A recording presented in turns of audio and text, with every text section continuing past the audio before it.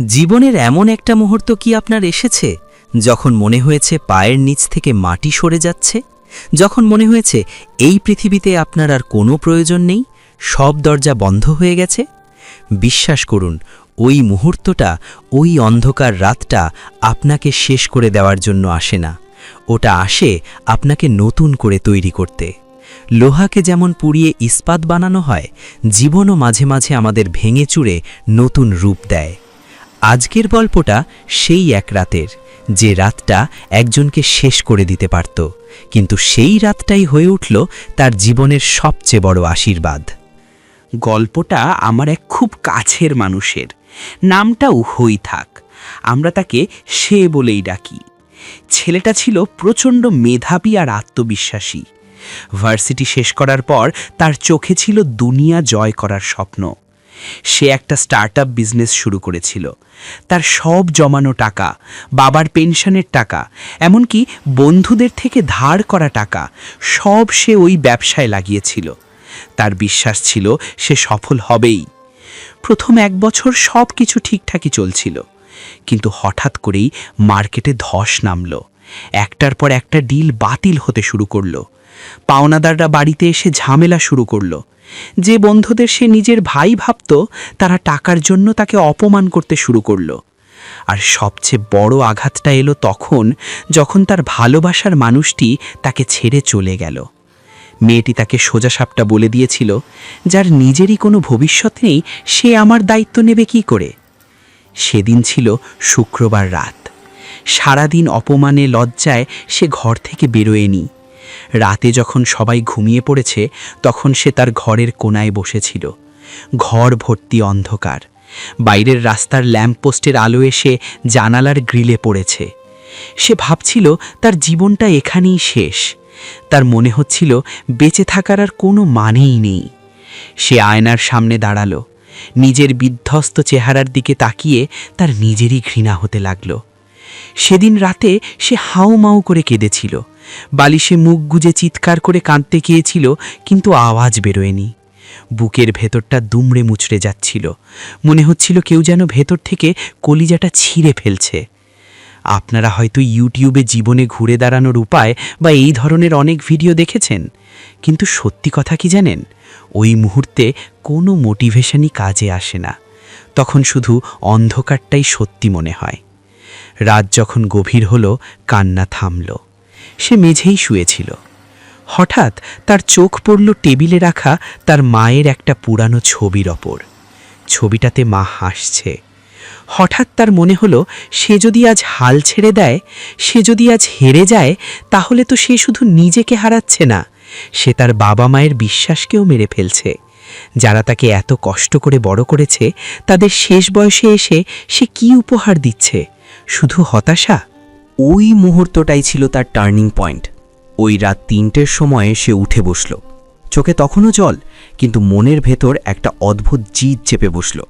সে ঠিক করল, আমি শেষ দেখে ছাড়ব। আমাকে যারা আজ অপমান করল, যারা আমাকে ছেড়ে গেল, তাদের আমি দেখাবো যে আমি ফুরিয়ে যাইনি। পরদিন সকাল থেকে তার জীবনটা বদলে গেল। না, কোনো ম্যাজিক হয়নি, কিন্তু তার মানসিকতা বদলে গিয়েছিল। সে নতুন করে শুরু করল। এবার আর বড় কোনো অফিস নিয়ে নয়, একদম ছোট পরিসরে। সে তার ইগো বিসর্জন দিয়ে ছোটখাটো কাজ করতেও দ্বিধা করল না।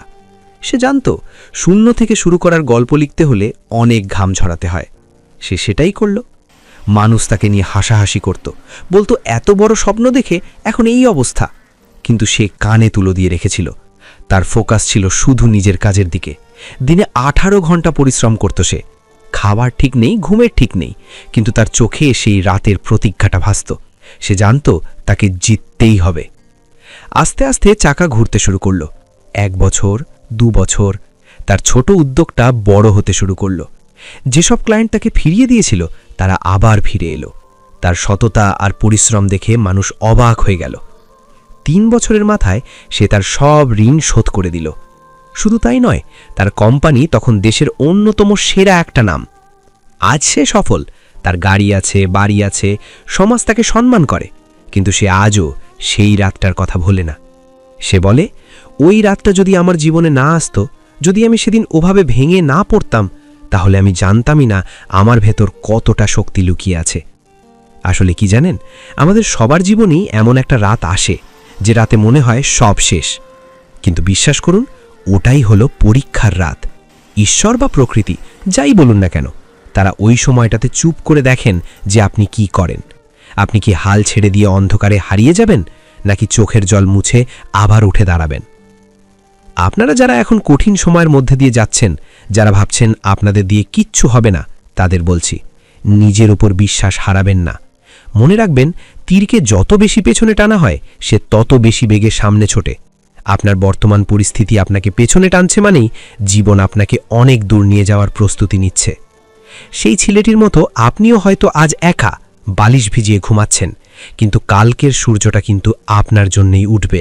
শুধু দরকার একটু ধৈর্য আর অদম্য জেদ। নিজেকে সময় দিন, নিজের দুর্বলতাগুলোকে শক্তিতে পরিণত করুন। দেখবেন, যারা আজ আপনাকে অবহেলা করছে, কাল তারাই আপনার অ্যাপয়েন্টমেন্টের জন্য লাইন দেবে।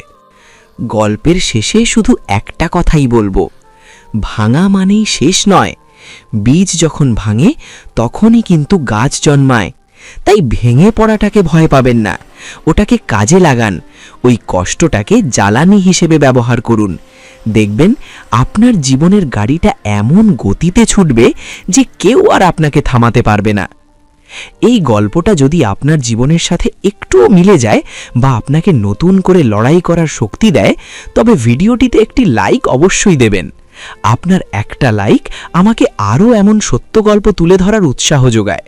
আর আপনি যদি এমন সব জীবনমুখী গল্প শুনতে ভালোবাসেন যা আপনার হৃদয় স্পর্শ করবে, তাহলে আমাদের চ্যানেলটি সাবস্ক্রাইব করতে ভুলবেন না। আমরা এখানে শুধু গল্প বলি না, আমরা জীবনের কথা বলি।